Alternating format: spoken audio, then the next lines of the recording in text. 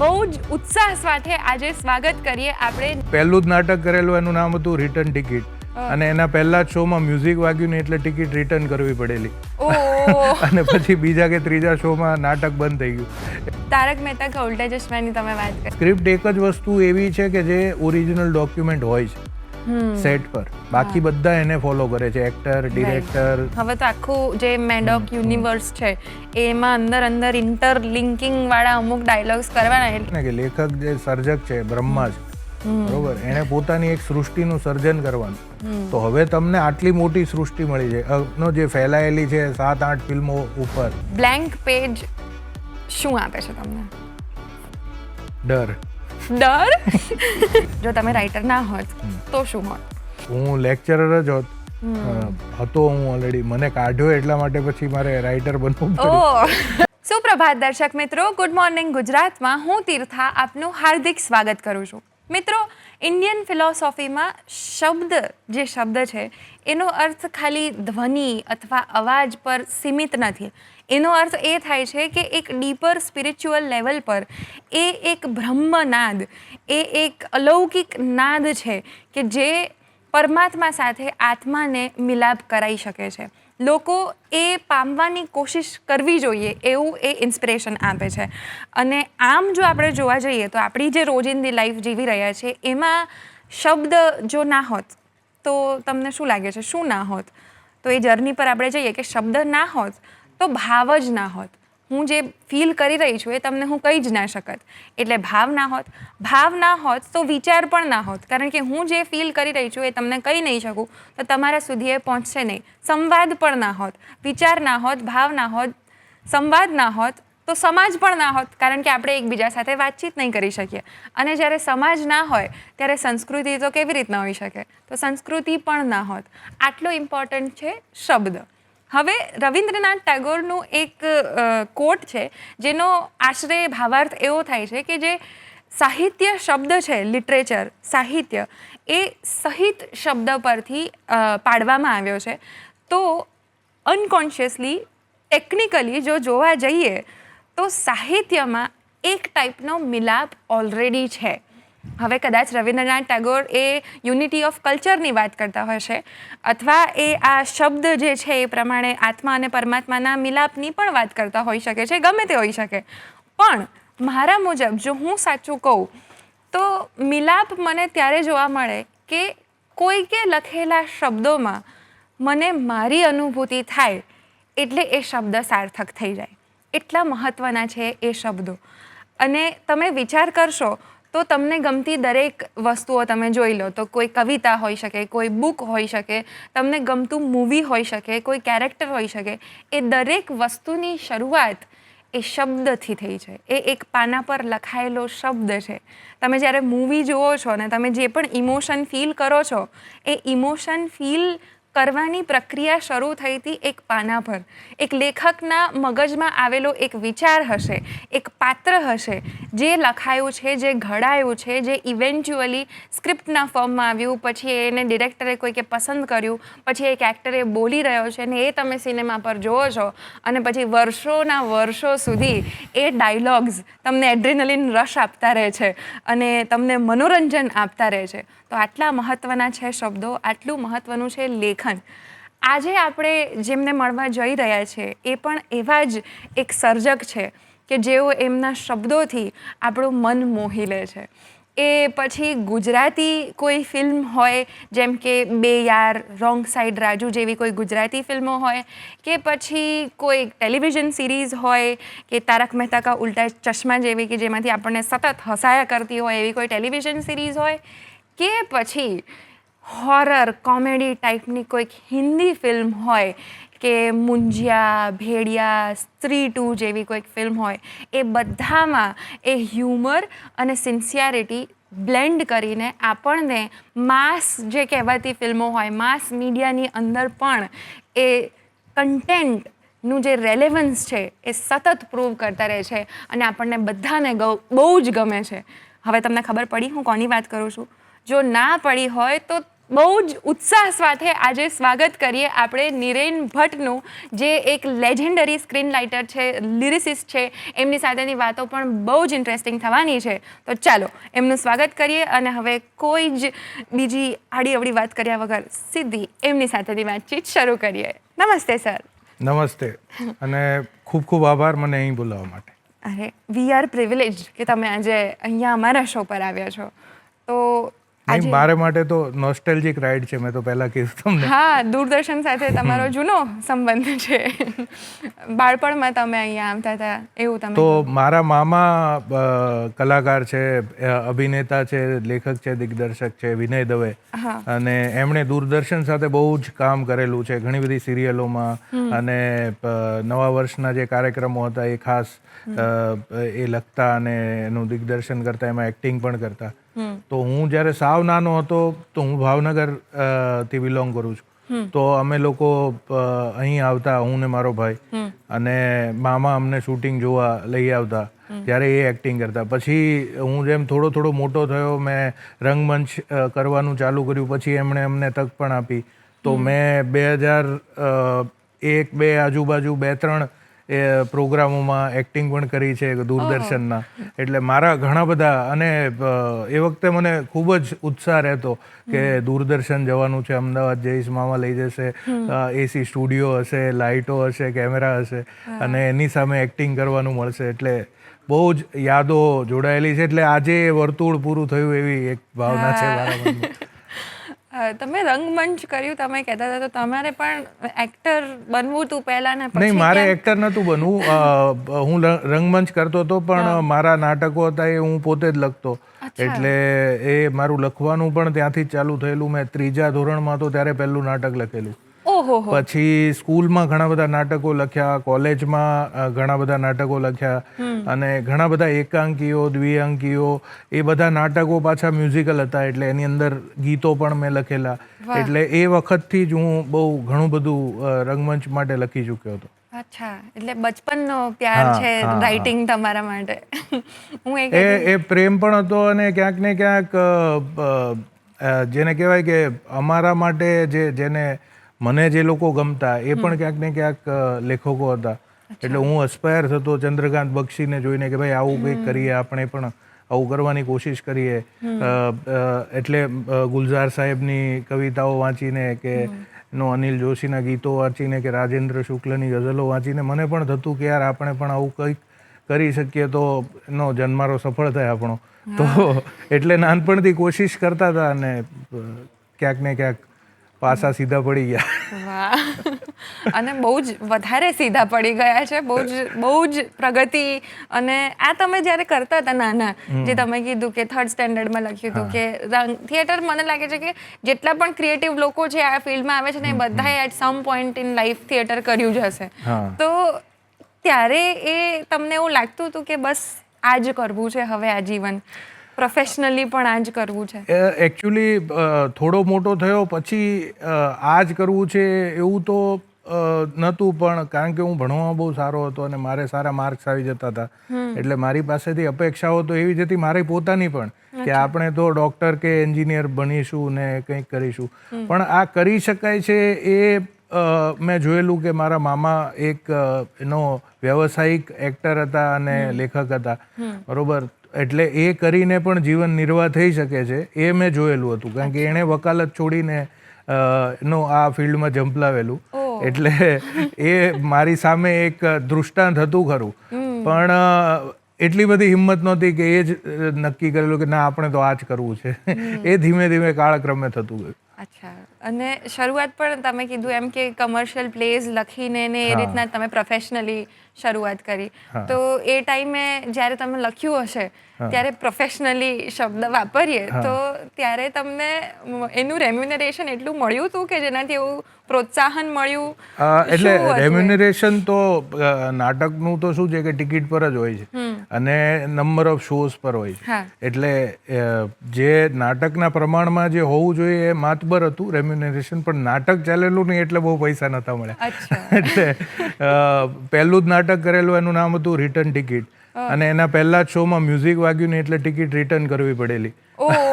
અને પછી બીજા કે ત્રીજા શોમાં નાટક બંધ થઈ ગયું. એટલે એવા બધા દુર્ઘટનાઓ ઘણી ઘટી છે ઓન ધ વે. પણ ઇન ટોટલ જે તમારો સવાલ છે એનો જવાબ એ છે કે પૈસા એવા મળતા નહીં. નહીં. હા, તો પછી એ સેલ્ફ બિલીફ ક્યાંથી આવ્યો કે આજ હજી કન્ટિન્યુ કરવું છે? સેલ્ફ બિલીફ તો એક બાજુ હતો પણ બીજી બાજુ નોકરી પણ હતી, એટલે એ બંનેથી ચલાવ્યું થોડો ટાઈમ. હું પહેલાં લેક્ચરર હતો MS યુનિવર્સિટીમાં એન્જિનિયરિંગમાં. તો ત્યાંથી પછી CU શાહ એન્જિનિયરિંગ કોલેજમાં મને પરમેનન્ટ જોબ મળી લેક્ચરરની. પછી એ બધું છોડીને હું MBA કરવા મુંબઈ ગયો. મુંબઈ ગયા પછી MBA કર્યા પછી મારી એક કોર્પોરેટ જોબ હતી. એટલે મારી પાસે જોબ હતી ને જે બહુ સારા પગારવાળી, જેને આપણે કહીએ કે અંગ્રેજીમાં જેને કહેવાય કે કુશી કમ્ફર્ટેબલ જોબ જે કહેવાય, એવી જોબ હતી. પણ જે માણસની અંદર કીડા હોય છે એને શાંતિથી બેસવા દેતા નથી, અને એટલે ક્યાંક ને ક્યાંક એ જોબ છોડીને પછી સાંગોપાંગ ઝંપલાવી દીધું આમાં. અને એમાં તમે ઝંપલાયા, નાટકો લખ્યા, એમાં ટેલિવિઝન સિરીઝ લખી, ફિલ્મો લખી. તો શરૂઆતમાં ત્યારે તમને જે રિએક્શન, મિક્સ રિવ્યૂઝ મળ્યા હશે, તો ત્યારનો સમય કેવો હતો? તમને જો મિક્સ રિવ્યૂઝ આવે? હા, એટલે મિક્સ રિવ્યૂઝમાં એવું છે કે નાટક જ્યારે તમે કરો ને થિયેટર, ત્યારે શું છે કે સ્પોન્ટેનિયસ રિએક્શનનું મીડિયમ છે ને, કે તમે જોક ક્રેક કરો, સામે લોકો હસે, જો ડાયલોગ મારો તાળીઓ પાડે, ઇમોશનલ સીન ભરજો અને રડે, તો જે એનું ચુકાદો છે એ સામે આવી જ જતો હોય છે. પછી તમારે કોઈ રિવ્યૂની જરૂર હોતી નથી. એટલે એક લેખક માટે એ ચુકાદો પૂરતો છે ને, કે આપણે લખીએ છીએ એમાં કંઈક તત્વ છે કે નથી, બરોબર? કાં તો હોય છે કાં નથી હોતું, બરોબર? જો હોય છે તો એ પ્રતિસાદ આવી જાય છે, અને જો નથી હોતું તો નથી આવતો. એટલે એ તમને ત્યારે ખબર પડી જાય છે કે તમે કેટલામાં છો. એટલે મેં આટલું બધું થિયેટર કરેલું, એટલે મને એટલી તો ખબર હતી કે નહીં ભાઈ, આપણને તો આવડે જ છે, બરોબર? આ કમર્શિયલી ચોકઠું ક્યાં બેસશે અને એમાંથી કેટલી સફળતા મળશે એ બધી પછીની વાત છે. બટ આપણને તો જે કરવાનું છે આવડે છે. એટલે એક તરફ એ આત્મવિશ્વાસ પણ ખરો ને, બીજી બાજુ પેલી પણ એક ભાવના ખરી વિદ્યાર્થી તરીકે શીખવાની, કે ભાઈ આ એક નવું મીડિયમ છે, કે ભાઈ ચલો મેનેજમેન્ટ એન્જિનિયરિંગ હું આટલા વર્ષો ભણ્યો છું, તો મારે રાઇટિંગ પણ એક વિદ્યાર્થી ભાવે શીખવું પડશે ને. એ પણ એક અલગ કળા છે. રંગમંચ માટેનું રાઇટિંગ અલગ કળા છે. ટેલિવિઝન મેં ચાલુ કર્યું, તારક મહેતા કા ઉલ્ટા ચશ્મા, બધી સિરિયલો લખી, એ અલગ કળા છે. સિનેમા અલગ કળા છે. ગુજરાતી સિનેમામાં અલગ વસ્તુની જરૂર હોય છે, હિન્દી કમર્શિયલ સિનેમામાં અલગ વસ્તુઓની જરૂર. એટલે બધું શીખવું પડે છે એકડે એકથી. એટલે એ એક વિદ્યાર્થી ભાવ પણ કેળવવો જરૂરી છે.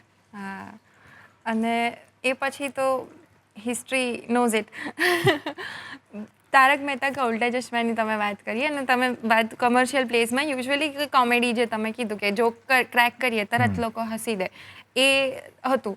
પણ જ્યારે તમે એને પેપર પર લખતા હોવ, જ્યારે સીન, તો એ પ્રોસેસમાં આ પંચ અહીંયા આ રીતના ફૂટશે એટલે એ વર્ક કરશે, એ તમને ખબર હોય, પણ પછી એ થાય ના થાય એ બધું, એ તો TRP આવે જ છે ને ટીવી. તમારો તો ટેલિવિઝન શો જ છે, તમને પણ ખબર હશે કે જો એ પરફોર્મન્સ સારું હોય તમારું અને એક્ટરોનું અને ઓફકોર્સ આખા ક્રૂનું, તો એ દેખાઈ જ જાય છે એક વીકના અંતે. પણ ઓવરઓલ તમને આઈડિયા આવી જતો હોય છે પ્રતિસાદ પરથી લોકોના, કે આ વસ્તુ કેવી જાય છે, સારું છે કે નથી લોકોને મજા આવતી. પણ તમે લખતી વખતે ટાઈમિંગ, કોમેડીનો ટાઈમિંગ ને કોમિક ટાઈમિંગ લખતી વખતે એ જ સંઘર્ષ છે કે આ કઈ સ્ટેન્ડઅપ કોમેડી નથી કે એક જોક લખી પછી એકવાર એવું થયું એમ કરીને બીજી જોક લખી નાખી, બરોબર? એક વાર્તા ચાલે છે, એમાં પાત્રો છે, પાત્રોના ભાવ છે, પાત્રોની વાર્તા છે, એ લોકોનું જીવન છે, પતિ પત્ની છે, એ લોકોની હિસ્ટ્રી છે, અને એની અંદરથી રોજબરોજની વાતોમાંથી તમારે ક્યાંક ને ક્યાંક કંઈક આમથી તેમ કરીને હાસ્ય નિષ્પન્ન કરવાની કોશિશ કરવાની. તો એ જે વસ્તુ છે એ એના માટે તમારે ઘણી મહેનત કરવી પડે છે. એટલે તમે 10 પેજ લખો તો એમાંથી 2 કે 3 પેજ એવા નીકળે કે જે સારા હોય. એટલે એટલી તમારે મહેનત કરવી પડે કે તમારે એટલું બધું લખવું પડે કે જેમાંથી તમને સારું કહી શકાય એવા 20 થી 22 પેજ જે એક એપિસોડ હોય એટલું મળે. એટલે એ મહેનતનું કામ છે એકચ્યુઅલી. અને ઇઝ ઇટ વર્થ ઇટ?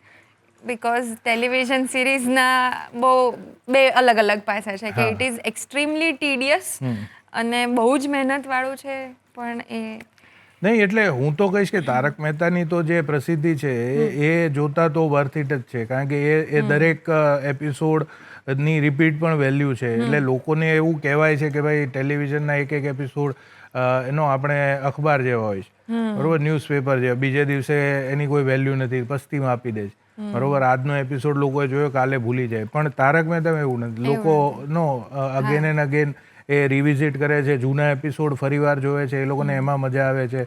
અને દર વખતે મેં જોયું છે કે જે નવી પેઢી હોય છે, જે જૂની પેઢી હોય છે, અત્યારના એપિસોડને ભાંડતી જ હોય છે કે ભાઈ આમાં મજા નથી, પહેલાના જ સારા હતા. અને તોય અત્યારના તો લોકો જે હોય છે એ જોતા જ હોય છે, કારણ કે એક ઉંમરનું ફંક્શન છે કે એક સર્ટન ઉંમરમાં જ્યારે તમે પહેલી વાર તમને એ વસ્તુ તમે ડિસ્કવર કરો ત્યારે તમને એમાં બહુ મજા આવે છે. પછી over a period of time તમને એમાંથી ઓછી, જે આપણે એક ઇકોનોમિક્સનો સિદ્ધાંત છે કે ડિમિનિશિંગ રિટર્ન્સ, કે એમાંથી પછી મજા આવતી ઓછી થતી જાય, પણ પછી એ વખતે બીજા કોઈને એમાં મજા આવતી હોય છે. એટલે એ તો સાયકલ છે, ચાલ્યા કરે. ચાલવાની છે, બિલકુલ ચાલ્યા કરશે. એટલે વર્થ ઇટ છે, હું તો કહું છું વર્થ ઇટ. હા, સુપર. આ સાયકલ ચાલુ રહેશે અને આપણી પણ તમારી સાથેની વાતચીતની સાયકલ ચાલુ રહેશે. પણ અત્યારે સમય થઈ ગયો છે એક વિરામનો, તો દર્શક મિત્રો મળીએ ગુડ મોર્નિંગ ગુજરાતમાં એક નાનકડા વિરામ બાદ. ગુડ મોર્નિંગ ગુજરાતમાં ફરી એકવાર આપ સૌનું હાર્દિક સ્વાગત છે. આજે આપણા ગેસ્ટ છે નિરેન ભટ્ટ, જેઓ સ્ક્રીન રાઇટર છે, લિરિસિસ્ટ છે. તમે એમના કામ ચોક્કસ જોયા હશે, તો ચાલો એમના કામ પાછળના અમુક સરસ એનેક્ડોટ્સ અને BTS જાણીએ. સર, બહુ જ સરસ આપણે વાત કરી ટેલિવિઝનની, થિયેટરની. કમિંગ ટુ મેઇન મુદ્દો, film. Film writing, film screen writing એ જુદું છે, અને એમાં બી ગુજરાતી અને હિન્દી ફિલ્મ્સનું જુદું છે. તો તમારો એક્સપિરિયન્સ બંનેમાં શું છે અને શું મેઇન તફાવત તમને લાગે છે બંને ફિલ્મ્સમાં? હિન્દી ફિલ્મોની ખાસ કરીને વાત કરું તો હિન્દી ફિલ્મો અત્યારે બહુ મોંઘી છે. એટલે મેં પણ જ્યારે લખવાનું ચાલુ કરેલું ત્યારે પણ એનો નાની હિન્દી ફિલ્મ બનાવવામાં પણ જે ખર્ચો લાગે છે એ મોટી ગુજરાતી ફિલ્મ બનાવવામાં લાગે એનાથી 10 ગણો હોય, બરોબર. એટલે એ બહુ મોંઘી પ્રક્રિયા છે ને એમાં ઘણા બધા લોકો ઇન્વોલ્વ છે, અને એ બધા પોતપોતાના ફિલ્ડના શું હોય છે કે એક્સપર્ટ્સ હોય છે. એટલે જેને કહેવાય કે એક સંકુલોમાં કામ કરે છે, કે ભાઈ એડિટર પોતાનું કામ કરી લે છે, પ્રોડક્શન ડિઝાઇનર પોતાનું કરી લે છે, આ પોતાનું કરી લે છે, આ પોતાનું, અને બહુ પ્રોફેશનલી આખું ઓર્ગેનાઇઝ થયેલી ઇન્ડસ્ટ્રી છે. ગુજરાતી ફિલ્મ ઇન્ડસ્ટ્રી છે એ હજી પાપા પગલી જ્યારે મેં ચાલુ કરેલું ત્યારે ભરી રહી હતી, હજી અત્યારે યૌવન કાળમાં છે.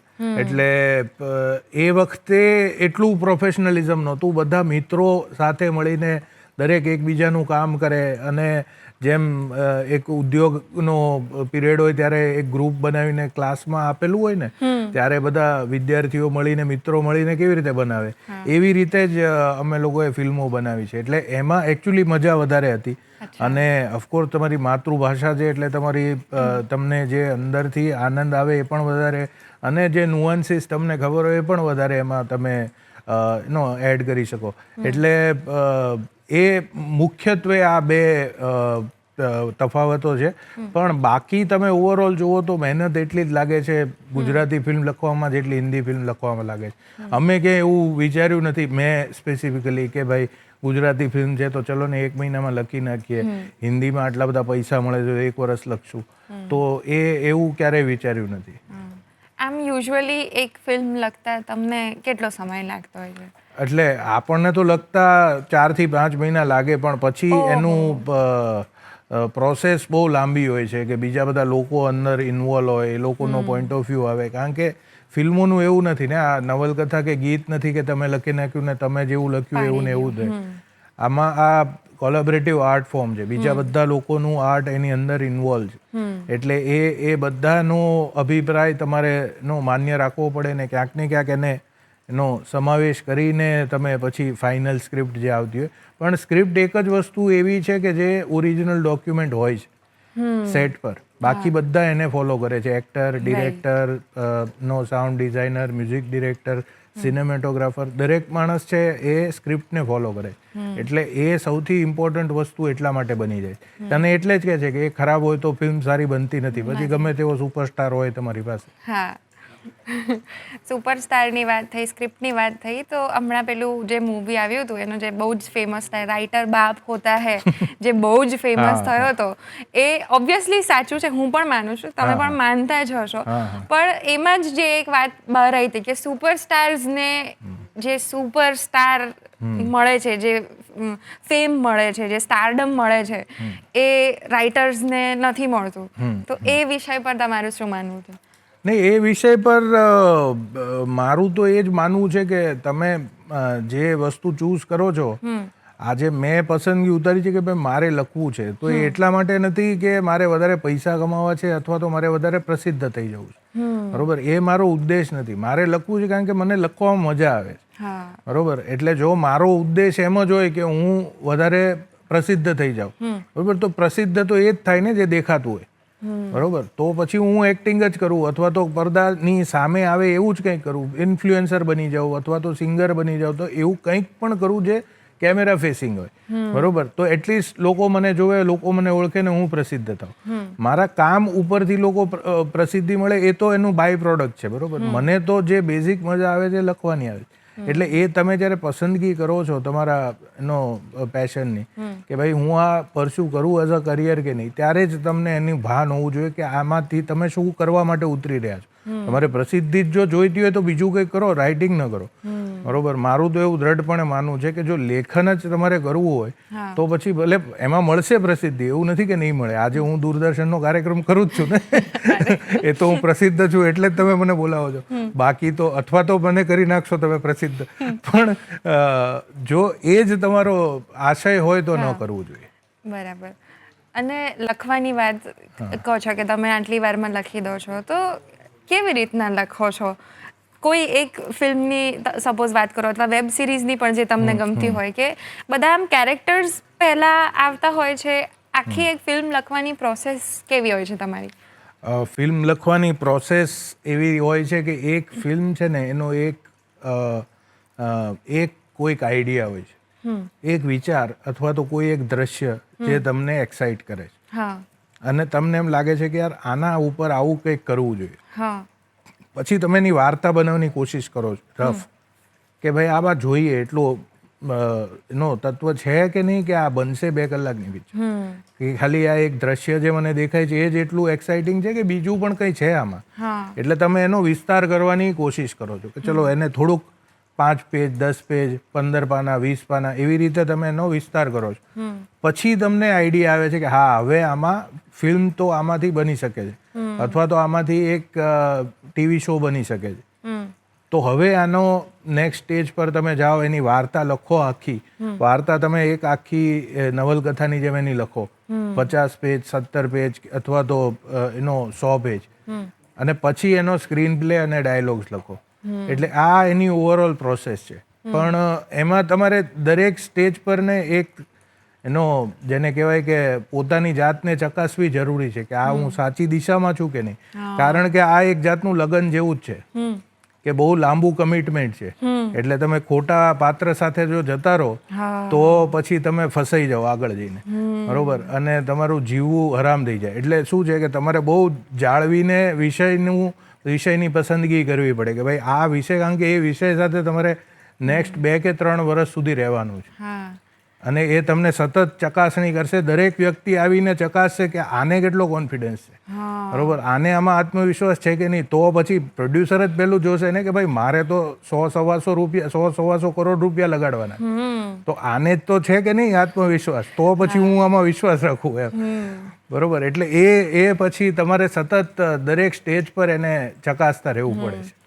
ક્યારેક એવું થાય કે કોઈ એક ફિલ્મ લખતા હોઈએ ત્યારે આવ્યું, તમે કીધું પહેલાં કે વિઝન્સ આવે, ઘટના આવે, એના પછી તમે એમાં ડિટેલમાં જાઓ, પણ કોઈક બીજી ફિલ્મનું કંઈક કામ કરતાં કરતાં કોઈક એક કેરેક્ટર આવી જાય અહીંયા ટિંગ કરીને, એવું તો સતત થયા કરે. અને એ તો સૌથી મોટું પ્રલોભન હોય છે કે તમે એક વસ્તુના વચ્ચે હો ક્યાંક અને એમાં તમને બીજા નવા વિચારો જ આકર્ષિત કર્યા કરે કે ભાઈ હવે આવું કંઈક લખી નાખીએ, આવું કંઈક લખી નાખીએ, ત્યારે તમારે કરવાનું આ હોય. પણ એ જ છે, હવે તમે શિસ્ત એટલી તો રાખવી પડે કે ભાઈ અત્યારે એ ડુંગરા જે દૂરથી રળિયામણા છે એ દૂરથી જ રળિયામણા છે, અત્યારે જે સામે છે એ કામ પહેલા જે ભગીરથ ઉપાડેલું છે એ પૂરું કરો.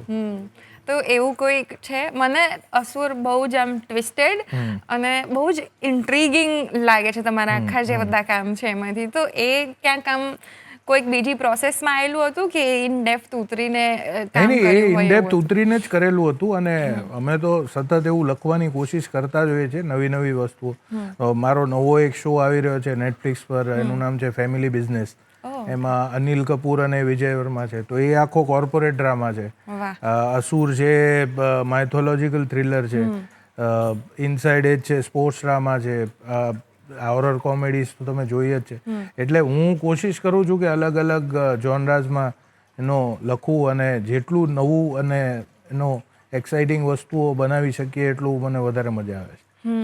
અને હોરર કોમેડીની વાત કરીએ તો એમાં 3 અલગ અલગ ફિલ્મ અને હવે તો આખું જે મેડોક યુનિવર્સ છે એમાં અંદર ઇન્ટરલિંકિંગ વાળા અમુક ડાયલોગ્સ કરવાના, એટલે ઇન્સેપ્શન થતું હશે તમારા મગજમાં, મને એવું લાગે છે કે અહીંયા આટલું આપેલું છે, અહીંયા આટલી ઇન્ફોર્મેશન આપેલી છે, આ અહીંયા કનેક્ટ થાય. તો એ બેલેન્સિંગ કેવી રીતના થાય છે અને એ ક્રિએટ કરવું? હા, એટલે એ તો એક એનો લેખક માટે એક સપના જેવું જ છે કે તમને એક ઇનવે જે કહેવાય છે ને કે લેખક જે સર્જક છે, બ્રહ્મા છે, બરોબર, એણે પોતાની એક સૃષ્ટિનું સર્જન કરવાનું. તો હવે તમને આટલી મોટી સૃષ્ટિ મળી છે જે ફેલાયેલી છે 7-8 ફિલ્મો ઉપર, અને એ બધી સૃષ્ટિમાં જે પાત્રો છે એ બધા અંદર ક્યાંક ને ક્યાંક એમની વાર્તાઓ એકબીજામાં ગૂંચવાયેલી છે અને ક્યાંક ને ક્યાંક ઓવરલેપ થાય છે. આમાંથી પેલાનું સીડ મળે છે અને એ સીડમાંથી પેલાનું વૃક્ષ બને છે ને એ બહુ ફેસિનેટિંગ પ્રોસેસ છે. એટલે ઇન્સેપ્શન ચાલ્યા કરે છે પણ મજાની ઘટના છે, મજા આવે છે એમાં. એટલે તમને પર્સનલી આવી કોમ્પ્લિકેટેડ ફિલ્મ્સ હોય, આખું યુનિવર્સ હોય, એ બનાવવું વધારે ગમે કે એક સ્ટેન્ડ અલોન આઇસોલેટેડ સ્ક્રિપ્ટ હોય એ વધારે ગમે? નહીં, આ ઓફકોર્સ યુનિવર્સ બનાવવું વધારે ચેલેન્જિંગ છે, કારણ કે એક તો એમાં મલ્ટિપલ ફિલ્મો છે અને બીજું કે એમાં એક તમને લોયલ ફેન બેઝ મળે છે કે જે લોકોને ગમતી હોય છે એ ફિલ્મો રાહ જોઈને બેઠા હોય છે કે હવે નેક્સ્ટ ક્યારે આવશે.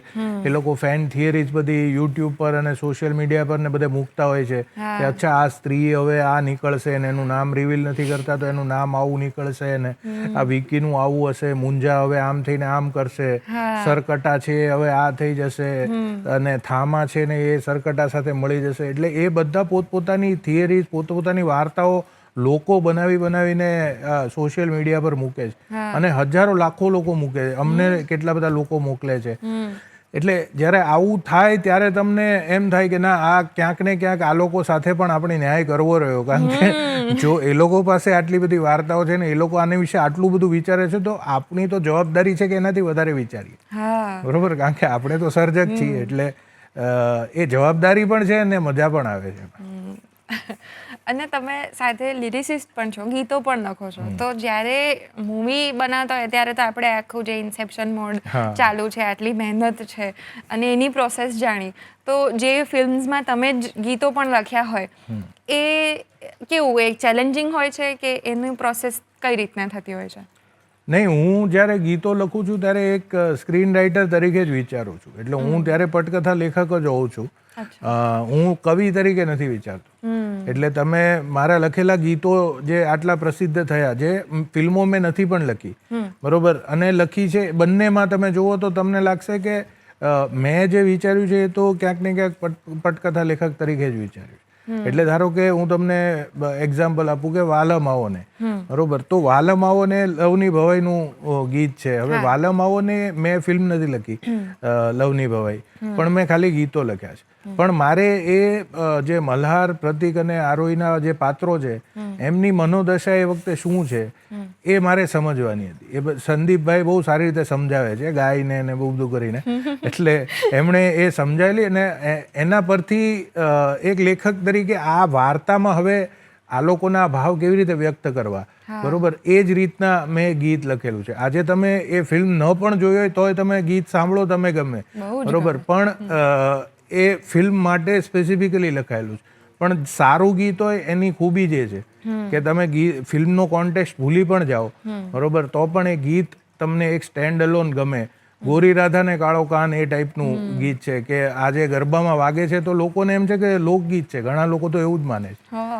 જ્યારે સ્પેસિફિકલી એ સિચ્યુએશન ઉપર, અને એ તો ફિલ્મ પર મેં જ લખેલી છે, રોંગ સાઈડ Wrong હતું, Side.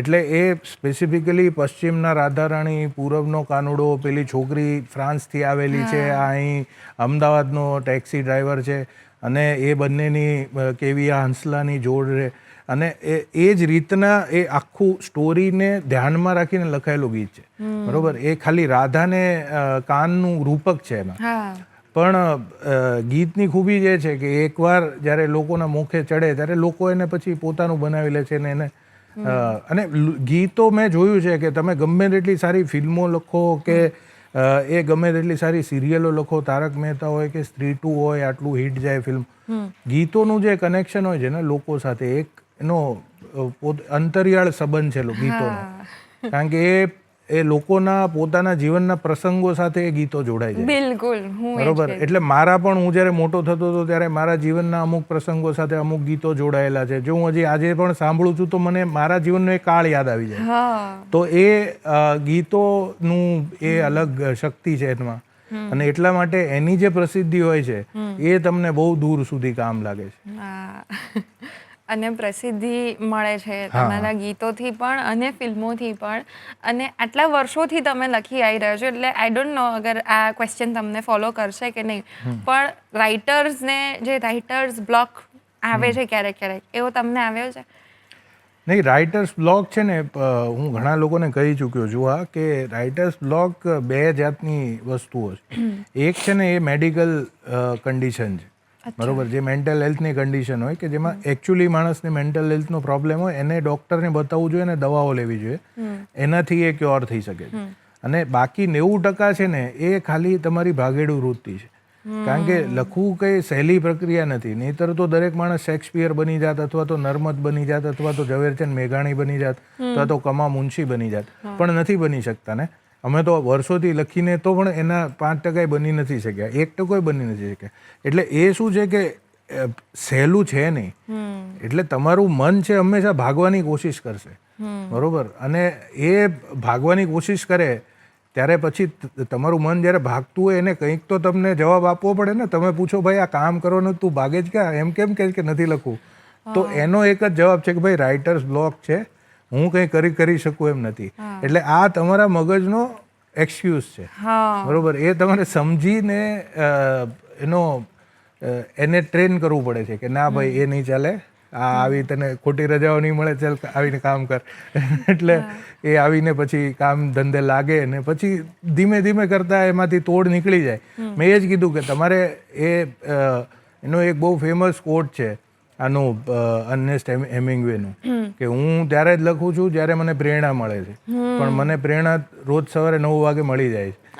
એટલે તમારે એક કારકુન જેમ રોજ સવારે એક પોતાની નોકરીએ જાય અને ડેસ્ક પર બેસીને કામ કરવાનું ચાલુ કરે, એવી જ રીતે તમારે મહેનતથી, ખંતથી રોજ તમારી જાતને પ્રેરણા આપીને લખીને કામ કરવું પડે છે. કોઈ એમાં છટકબારી નથી કે આ રાઇટર્સ બ્લોક છે ને આ છે ને તે છે, કંઈ જ નહીં. એ સતત કર્યા કરવું પડે. અને પ્રેરણાની વાત કરીએ તો તમને કયા રાઇટર્સ છે જેમનાથી પ્રેરણા મળી હતી અથવા હજુ મળે છે? કોઈ રાઇટર્સ જેમનું કામ ગમે છે? મને તો જે સારું લખતું હોય એનો જોઈને હું તો પ્રેરિત થઉં છું, નવા હોય જૂના હોય. એટલે મારા તો આઇડલ્સ મેં તમને જેમ કહ્યા કે ફિલ્મ્સમાં ઓફકોર્સ સલીમ જાવેદ રહ્યા છે, ગુલઝાર સાહેબ રહ્યા છે, એમની લખેલી ફિલ્મો મને બહુ ગમે છે. અનુરાગ કશ્યપ મને બહુ ગમે છે, એમની શરૂઆતની જે ફિલ્મો હતી ખૂબ સુંદર હતી. જયદીપ સાહની મને બહુ ગમે છે. વેસ્ટમાં ઘણા બધા પેડી ચોયસ્કી અને ઘણા બધા રાઇટર્સ છે વેસ્ટમાં પણ કે જે મને બહુ ગમતા હોય છે. અને મારો હંમેશનું એક ઇન્સ્પિરેશન છે સ્ટીફન કિંગ, કે જેમની હોરર નોવેલ્સ મેં બહુ વાંચેલી છે, એટલે મને હોરર લખવું ફાવે છે. અને એવા ઘણા બધા લેખકો છે કે જેમને હું વર્ષોથી ફોલો કરું છું. ચાર્લી કોફમેન છે, એ મને બહુ ગમે છે, એની બધી ફિલ્મો અને એમના બ્લોગ કે જે પણ એ લખે છે, હું એનો ગમે ત્યાંથી ગોતીને વાંચી જઉં છું. એટલે કોઈ લખવો હોય તમે રાઇટર છો, આટલા બધા તમે જ કીધા કે આટલા બધા લોકોને વાંચો છો ત્યારે જતું તમે અત્યારે આટલું બધું લખી રહ્યા છો. તો પણ એ એવું જ કહેવાય છે કે તમે કવિતામાં એવું કહેવાય છે કે જો તમારે એક શબ્દ લખવો હોય, બરોબર, અને એ શબ્દ લખવા માટે તમારી પાસે બીજા 9 શબ્દ બીજા જે હોય એ તમે ત્યાં મૂકી શકો છો. એ 9 રિજેક્ટ કરીને જો તમારી પાસે 10મો હોય ત્યારે જ એ મૂકો, બરોબર. તો એ 9 હોવા જરૂરી છે. એ ક્યાંથી મળે? તમે વાંચો તો જ મળે.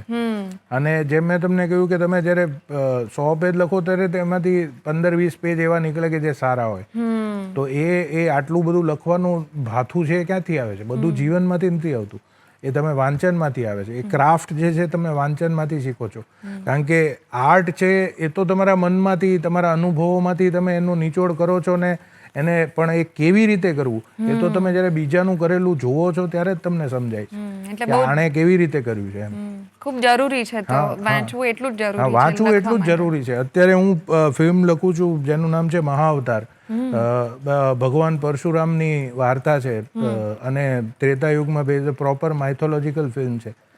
તો હું કનૈયાલાલ મુનશીએ લખેલી નોવેલ ભગવાન પરશુરામ વાંચતો હતો કે એમણે કેવી રીતે, હવે એમણે પણ 101 વર્ષ પહેલા લખી છે, તો એમણે કેવી રીતે એનો ભગવાન પરશુરામને જોયા છે, એ સ્થળ કાળનું વર્ણન કેવી રીતે કર્યું છે, એના શું એનો રેફરન્સીસ છે કે એ વખતે ધર્મ કઈ જગ્યાએ હતો. કારણ કે આ રામાયણ મહાભારત પહેલાની વાત છે, આ 6ઠ્ઠો અવતાર છે, બરોબર. એટલે એ વખતે ધર્મ ક્યાં હતો, સંસ્કૃતિ ક્યાં હતી, ભાષાઓ ક્યાં હતી, લોકોનું એનો જીવન કેવું હતું, એ લોકો શું કરતા હતા, એમણે એ બધું કેવી રીતે લખ્યું છે. એટલે એ તમે એમનું મહાન લેખકોએ લખેલી વસ્તુઓ વાંચો તો તમને ઘણું શીખવા મળતું હોય છે.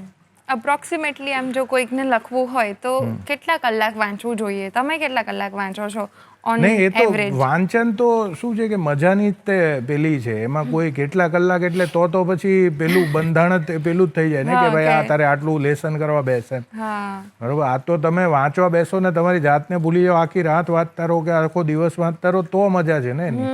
એટલે જો તમને મજા આવે એટલું વાંચો, બસ એટલું જ છે એનો નિયમ, બરોબર. બાકી તો કઈ ઘરકામ થોડું છે કે ભાઈ આજે હવે સાયન્સની બુક વાંચવાની છે ને કાલે સોશિયલ સાયન્સની વાંચવાની, એટલે એવી રીતે તો એ વર્ક નથી કરતું. એટલે લખતા જ્યારે જે આપણે રાઇટર્સ બ્લોક વાળી વાત કરી કે લખવાનું જો નથી સૂઝી રહ્યું તો વાંચો, અને વાંચવામાં તમને કદાચ કંઈક ઇન્સ્પિરેશન મળી જ જશે. અને મૂળ તો શું છે કે દરેક લેખકનું મેં જોયું છે ક્યાંક ને ક્યાંક વાંચક હોય છે ત્યારે જે લેખક બની શકે, કારણ કે એને શબ્દ સાથે એક ધરોબો જરૂરી છે ને, નહીતર એ કેવી રીતે એને કોઈ શું કામ એસ્પાયર કરે કે હું લખીશ, બરોબર. તમારું કોઈક તો રિલેશન હોય ને. આજે કોઈ માણસ સિનેમેટોગ્રાફર બને તો એ શું કામ બને? એને એ ફોટોગ્રાફીનો શોખ હોય તો, એને વિઝ્યુઅલ્સનો શોખ હોય તો બને ને. તો એ એવી જ ઘટના છે કે તો શબ્દો સાથે જો તમારે કંઈક સંબંધ હોય તો જ તમે બની શકો ને. સંબંધ ત્યારે જ હોય જો તમે વાંચતા હો. કોઈક એવું રિટન ફિલ્મ પણ હોઈ શકે અને કોઈ નોવેલ બી હોઈ શકે, બિકોઝ તમે રાઇટર છો તો તમને એવું વિચાર આવે હાઇપોથેટિકલી કે આ જો મેં લખી હોત તો. એવું તો દરેક વસ્તુમાં થાય. આ મેં તમને મુનશી, તો મને તો માનવામાં નથી આવતું કે કનૈયાલાલ માણેકલાલ મુનશી નામનો એક માણસ હશે ને જેણે આટલું બધું લખ્યું. એક માણસ સિંગલ હેન્ડેડલી આટલું બધું કેવી રીતે લખી શકે, મારું માન્યામાં નથી આવતું. અને એનું ફલક પણ એટલું મોટું છે કે એમાં પૌરાણિક કથાઓ છે, નાટકો છે, એમાં સાંપ્રત વાર્તાઓ છે, એમાં પ્રોપર લિટરેચર છે આખું, અને એટલું ગહન છે અને એટલું રોચક છે કે એક લેખક તરીકે તમે જુઓ તો તમારે હાજા ગગડી જાય કે યાર આ એક માણસે કેવી રીતે આ કરી નાખ્યું છે, બરોબર. આજે તમે આમની ઝવેરચંદ મેઘાણીની રચનાઓ વાંચો તો તમને એમ થાય કે આને આટલી બધી કેવી રીતે ખબર છે, આ બધી વાર્તાઓ ક્યાંથી આવી હશે, એ મળ્યા હશે આ લોકોને, એ તો ભમતા રહેતા હતા તો એમને મળ્યા હશે બધાને પર્સનલી કે એમણે બનાવી કાઢેલી છે, આટલી ડિટેલમાં કેવી રીતે છે, આ કાળ એમને કેવી રીતે ખબર છે, બરોબર. તો એ હવે જોગીદાસ કુમાણ હોય કે મૂળું માણેક હોય કે આ બધી આખી વાર્તાઓ એમને કેવી રીતે ક્યાંથી લઈ આવ્યા લોકો, તો એ મહાનતા છે ને મહાન લેખકોની. અને એની સાથે સાથે આટલા જબરજસ્ત કસુંબીનો રંગ ને એવા બધા ગીતો લખી ગયા, એટલે એ તમને દરેક વસ્તુ તમે જુઓ ત્યારે એનો તમને એવું એસ્પિરેશન થાય કે આવું કંઈક આપણે કરી શકીએ તો આપણે ધન્ય થઈ જશું. એવું તો ન થાય કે આ મેં કર્યું હોત તો એમ, કારણ કે તમને લાગે કે ના હું તો આટલો સક્ષમ નથી કે આવું કરી શકીશ. કદાચ એ લોકો દેવ પુરુષો હશે તો બીજા સ્થળ કાળમાં જન્મેલા હશે, પણ તમે અસ્પાયર કરી શકો કે યાર આવું કશું કરીએ તો સફળ થઈ જવાય એમ. બિલકુલ. અને તમે ઓલરેડી છો જ, હજી વધારે સફળ થશો. અને આઈ હોપ કે તમે જે બી અત્યારે કરી રહ્યા છો આ મહાઅવતાર કે જે બી કોઈ બી એ પણ બહુ જ એટલી જ સક્સેસફુલ થાય. બિફોર વી વાઇન્ડ અપ, એક રેપિડ ફાયર રાઉન્ડ અમે કરતા હોઈએ છીએ. ધીસ ઓર ધેટ મેજરલી છે, તો એ આપણે રમીએ. ઓકે, જરૂર. રેડી? બ્લેન્ક પેજ શું આપે છે તમને? ડર. ડર? એક્સાઇટમેન્ટ નહીં? એક્સાઇટમેન્ટ પહેલા તો બીક જ લાગે ને કે આમાં લખશું શું. Okay okay. ફર્સ્ટ લાઈન લખવી ઈઝી છે કે લાસ્ટ લાઈન લખવી? લાસ્ટ લાઈન જ ઈઝી હોય ને. ખબર નહીં, ક્યારેક આખું વાક્ય, નાટકો તો ખાસ જો એન્ડમાં તો બોલવું પડશે ત્યારે ક્યારેક એવું થાય કે ના મળે લાસ્ટ લાઈન બહુ ઘણા ટાઈમ સુધી. ઓકે, ડેડલાઇન પ્રેશર ક્રિએટિવિટી આપે છે કે પછી નાઇટમેર આપે છે? ડેડલાઇન પ્રેશર મોટિવેશન આપે છે, કારણ કે પૈસા પણ એની સાથે જોડાયેલા છે ને. રાઈટ. કેરેક્ટર પહેલા આવતા હોય છે કે પ્લોટ? કેરેક્ટર પહેલાં આવતા હોય છે, કારણ કે મૂળ જે તમારો વિચાર હોય છે કોઈ પણ વસ્તુનો, એમાં મૂળ કેરેક્ટર હોય છે. પછી એના પરથી બીજી બધી વસ્તુઓ તમને, એનો પ્લોટ ને એ બધું પછી તમારે બનાવવું પડે છે, પણ મૂળ તો કેરેક્ટર જ હોય છે. ઓકે. કોમેડી લખવું ટફ છે કે હોરર લખવું ટફ છે? એકચ્યુઅલી કોમેડી લખવું ને સૌથી વધારે મુશ્કેલ કામ છે, કારણ કે એ લાગે છે કે આ બહુ ઇઝી છે, કે આપણે બે બેઠા ને મેં કંઈક કીધું ને તમે હસવા માંડ્યા, બરોબર, એટલું જ સહજ એ લાગવું જોઈએ. અને એટલું સહજ લગાડવા માટે જે તમારે મહેનત કરવી પડે છે, કે મેં જે તમને કીધું કે એક લાઈન એવી તમારે લખવી હોય કે જેમાં લોકો હસે, એના માટે તમારે 10 લાઈન એવી રિજેક્ટ કરવી પડે છે કે જેમાં લોકો, તમને એમ લાગે કદાચ નહીં હશે આમાં, બરોબર, કે અથવા તો આ એટલી સારી નથી, અથવા તો આ કેરેક્ટર સાથે જતી નથી, જોક જેવું લાગે છે, બરોબર. એટલે એ સતત એનો તમે લખો અને ભૂસો, લખો ભૂસો, એ જ પ્રક્રિયા છે એની. એટલે બહુ જ મુશ્કેલ છે. હોરર મારા મતે એટલું મુશ્કેલ નથી, લખવા માટે એટલું મુશ્કેલ નથી, કન્સીવ કરવું વધારે મુશ્કેલ છે કે એમાં નવું શું કરશું, બરોબર. કારણ કે શું છે કે જનરલ એક, because it is a fear of unknown ને, કે કોઈ પણ વસ્તુ તમને ડરાવે ક્યારે, જે એની વિશે તમે કંઈ જાણતા નથી, બરોબર. એટલે હવે ભૂત છે કોઈએ જોયું નથી એટલે લોકો ડરે છે કે ભાઈ અહીંયા ભૂત થાય છે, આ પીપળા પર આવું થાય છે, તેવું થાય, પણ એ અનનોન છે. એટલે એ શું છે કે એ ઇન્ટ્રીગ જ ક્રિએટ કરવાની છે તમારે, બરોબર. એટલે લખવામાં એ સહેલું છે, પણ કોમેડી બહુ અઘરી છે. ઓકે. રિયલ લાઈફ ઓબ્ઝર્વેશન વધારે ઇન્સ્પાયર કરે છે કે પછી imagination? Observation. Okay. Criticism hurt કરે કે શાર્પન કરે? હવે તો કંઈ નથી કરતું. નહીં, એટલે લોકોનું ક્રિટિસિઝમ જે હોય છે ને, એ તમને મોટિવેટ કરે છે સારું કરવા માટે. ક્રિટિક્સ છે એ over a period of time મેં જોયું છે કે એ લોકો છે જેઓએ કંઈ કરી શક્યા નથી અથવા તો કંઈ કરવાની કોશિશ નથી કરી, અને જેને કહેવાય ને કે આપણે ગામડાઓમાં ડોલીઓ નાખીને બેઠા હોય ભાભા, અને આવતા જતા ઉપર ટિપ્પણી કરી હોય, આને તો આવડ્યું નહીં, આ તો આવો છે, ના તો તેવો, પોતે કંઈ કર્યું ન હોય, પોતે બેઠા બેઠા ગળાકું રગડતા હોય. તો એ એવું છે ક્રિટિક્સનું. એટલે એને બહુ સિરિયસલી લેવાની જરૂર નથી. અમુક હોય છે જે જેન્યુઇનલી સેન્સિબલ હોય છે, બહુ ઓછા હોય છે. ઓકે. સ્ક્રિપ્ટ કમ્પ્લીટ થાય ત્યારે રિલીફ વધારે આવે કે ખાલી એમ્પ્ટીનેસ? રિલીફ. ખાલી પોતો આવતો જ નહીં, કારણ કે બીજી બે રેડી જ હોય છે જેમાં ઉતરવાનું હોય છે. ભગવાન કરે એવું હંમેશા થાય, વધારે ને વધારે થાય. યુનિવર્સ બિલ્ડ કરવું જે છે એ એક પાવર ટ્રીપ છે કે પછી રિસ્પોન્સિબિલિટી વધારે છે? નહીં, રિસ્પોન્સિબિલિટી તો બહુ મોટી છે. પાવર ટ્રીપ તો અમારી બિલકુલ નથી, કારણ કે અમારે કોઈ એવું એસ્ટાબ્લિશ યુનિવર્સ નથી ને, કે જે માર્વેલ કે ડીસી કે જેમાં કોમિક્સ ઓલરેડી લખાઈ ગયેલી હોય ને તમે એના પરથી ફિલ્મો બનાવો, બરોબર. આ પાત્રો તો અમે પોતે જ એનું સર્જન કરીએ છીએ, એના પરથી ફિલ્મ કરીએ છીએ, બહુ મોટી રિસ્પોન્સિબિલિટી. રાઈટ. અડેપ્ટેશન ઇઝીયર હોય છે કે ઓરિજિનલ આઈડિયા લખવો? એ ઓરિજિનલ જ વધારે ડિફિકલ્ટ હોય છે, કે એડેપ્ટેશનમાં એટલીસ્ટ કંઈક છે તમારી પાસે કે જેના પર તમે કંઈક બિલ્ડ કરી શકો. લેટ નાઇટ રાઇટિંગ સેશન કે early morning clarity? Late night મેં આખી જિંદગી કર્યું છે. હું કોશિશ કરું છું હવે અર્લી મોર્નિંગમાં ઘૂસવાની. અચ્છા, ઓકે. હીરો લખવો ઇઝી છે કે વિલન લખવો ઇઝી છે? લખવો ઇઝી હીરો જ છે, વિલન લખવો બહુ ડિફિકલ્ટ છે. સારો વિલન લખવો ને જે તમે અસુરનો દાખલો આપ્યો બરોબર, એ બહુ ડિફિકલ્ટ છે. ઓડિયન્સ રિએક્શન વધારે ઇમ્પોર્ટન્ટ છે કે પર્સનલ સેટિસ્ફેક્શન? પર્સનલ સેટિસ્ફેક્શન સૌથી વધારે ઇમ્પોર્ટન્ટ છે કે સૌથી પહેલું તો ઓડિયન્સ જ તમે છો ને. એટલે જો તમે પોતે જ સેટિસ્ફાઈડ ન હો તો પછી તમે તમારી જાત સાથે જ અન્યાય કરો છો. Right. One word for writing હોય તો એ શું હશે? Act of creation. Okay. And what is it for you? એ તમે કહો તો ઠીક, બાકી ઓપ્શન છે, આપો option. What is it for me? હા, રાઇટિંગ તમારા માટે શું છે? થેરાપી, એડિક્શન, સર્વાઈવલ કે ઓબ્સેશન? ઓબ્સેશન. Obsession, okay.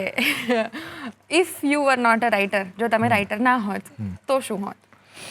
તો મેં ઘણું બધું કર્યું જ છે. એટલે હું લેક્ચરર જ હતો હું ઓલરેડી. મને કાઢ્યો એટલા માટે પછી મારે રાઇટર બનવું પડ્યું. પણ જો ન કાઢત તો હું બહુ ખુશ હતો. મને બહુ મજા આવે છે ભણાવવામાં, એટલે લેક્ચરર જ હતો. ઓકે. અને અમારી ફેમિલીમાં ટ્રેડિશન છે, મારા મમ્મી લેક્ચરર છે, મારા દાદી લેક્ચરર છે, બધા લેક્ચરર છે. ઓકે. સો એ થઈ ગઈ હોત, પેટર્ન ફોલો થઈ ગઈ હોત, બટ સારું થયું ના થઈ, એના કારણે આટલી સરસ સરસ મૂવીઝ અમને મળી. ખાલી લાસ્ટમાં એક જો તમે કોઈ મેસેજ યંગ રાઇટર્સને આપવા ઈચ્છો તો એ શું હશે? નહીં, એક જ મેસેજ છે, આપણે બોલ્યા એમાં બધું આવી જ ગયું છે કે ખૂબ વાંચો અને ખૂબ લખો. એ જ એનું મૂળ છે. જો તમારે કંઈ પણ આમાં કરવું હોય તો એ ખૂબ વાંચવું પડશે, ખૂબ લખવું પડશે, બરોબર. ખાલી ફિલ્મો જોવાથી કે ખાલી અનુભવો કરવાથી કંઈ નથી થતું. એ પ્રક્રિયા છે, એ કરવાની છે, એટલે તમારે કરીને જ પેલું કરવું પડશે. એટલે રાઇટિંગ શીખવા વિશે વાંચવું કે સાંભળવું કે તરવા વિશે વાંચવા જેવું જ છે, બરોબર. તમે કેવી રીતે તરવુંની આખી પુસ્તક વાંચી જાઓ અને ભૂસકો મારો મધ દરિયામાં તો તમે ડૂબી જ જશો. તમારે તરતા શીખવું પડશે ફિઝિકલી. તો લેખનનું પણ એવું જ છે. બિલકુલ. Thank you so much. Thank you so much. તમે આટલું સરસ ઇન્સાઇટફુલ સેશન આપણો રહ્યો. એપિસોડમાં બહુ મજા આવી. આ બધી જ તમારી જે જર્ની છે અમારી સાથે શેર કરવા બદલ થેન્ક યુ સો મચ. ફરી એક વખત ખૂબ ખૂબ આભાર અમારા શો પર આવવા માટે. Thank you so much. તો દર્શક મિત્રો, તમને કેવો લાગ્યો આજનો એપિસોડ એ અમને જણાવવાનું ચોક્કસ ભૂલતા નહીં, કારણ કે અમારું ઈમેલ આઈડી હવે સક્રિય છે. goodmorninggujratshow@gmail.com પર તમે તમારા રિવ્યૂઝ, સજેશન્સ કે ગેસ્ટ રિક્વેસ્ટ હોય એ મોકલી શકો છો. અમે એને ચોક્કસથી આવકારીશું. આટલા સરસ મજાના એપિસોડના સરસ મજાના સંગીત સેગમેન્ટમાં આપણે આવી ગયા છે અને આજનું આપણું ગીત છે જોગી એક્સપિરિયન્સ, જે સુરતનું એક બેન્ડ છે અને એ એક્સપેરિમેન્ટલ મ્યુઝિક કરે છે, પ્લસ એ આપણા જે કલ્ચર છે, સ્પિરિચ્યુઆલિટી છે જે વર્ષોથી આવી રહી છે એ જાળવતા એને એક અલગ અંદાજમાં રિપ્રેઝેન્ટ કરતા હોય છે. તો આજનું આપણું જે ગીત છે એ પ્રેમ અને કરુણા અને લોકોને સ્વીકાર કરવાનું શીખવાડે છે. તો આપણે એ માણીએ, જેનું નામ છે તું માને યા ના માને મેરે દિલદારા. તો આ ગીત આપણે માણીશું. તે પહેલાં મને રજા આપો. ફરી મળીશું ગુડ મોર્નિંગ ગુજરાતના આવતા એપિસોડમાં. ઓ તું માને આના માને દિલદારા, આ સાથે તનું રબ મન્યા. તું માને આના માને દિલદારા, આ સાથે તનું રબ મન્યા. તું માને આના માને દિલદારા, આ સાથે તનું રબ મન્યા. દસ હોર કેણા રબ ਦਾ ਦੁਬਾਰਾ, ਦਸ ਹੋਰ કેણા રબ ਦਾ ਦੁਬਾਰਾ, આ સાથે તનું રબ મન્યા. તું માને આના માને દિલદારા, આ સાથે તનું રબ મન્યા. તું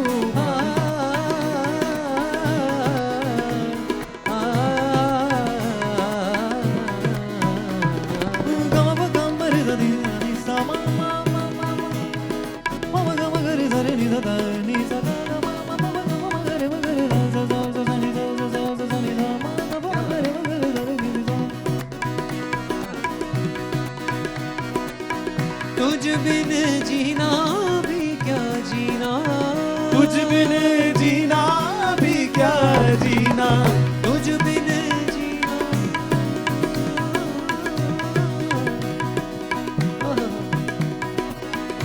तुझ बिन जीना भी क्या जीना, तुझ बिन जीना भी क्या जीना, तुझ बिन जीना भी क्या जीना, तुझ बिन जीना क्या जीना, तुझ बिन जीना क्या जीना, तुझ बिन जीना क्या जीना, तुझ बिन जीना, ओ तुझ बिन जीना क्या जीना, तुझ बिन जीना क्या जीना, तुझ बिन जीना क्या जीना, तुझ बिन जीना। किसी के नाक में हीरा, किसी के कान में हीरा, किसी के नाक में हीरा, किसी के कान में हीरा, किसी के नाक में हीरा, किसी के कान में हीरा, किसी के नाक में हीरा, किसी के कान में हीरा। हमें हीरो से मतलब क्या, हमें हीरो से मतलब क्या, हमें हीरो से मतलब क्या, मेरा तो यार है हीरा। तुझ बिन जीना क्या जीना, तुझ बिन जीना क्या जीना, तुझ बिन जीना क्या जीना, तुझ बिन जीना, ओ तुझ बिन जीना क्या जीना, तुझ बिन जीना क्या जीना, तुझ बिन जीना क्या जीना, तुझ बिन जीना। वो नहीं वो नहीं वो नहीं वो नहीं वो नहीं वो नहीं वो नहीं वो जो उनसे परे बैठे हैं, वो नहीं वो जो उनसे परे बैठे हैं।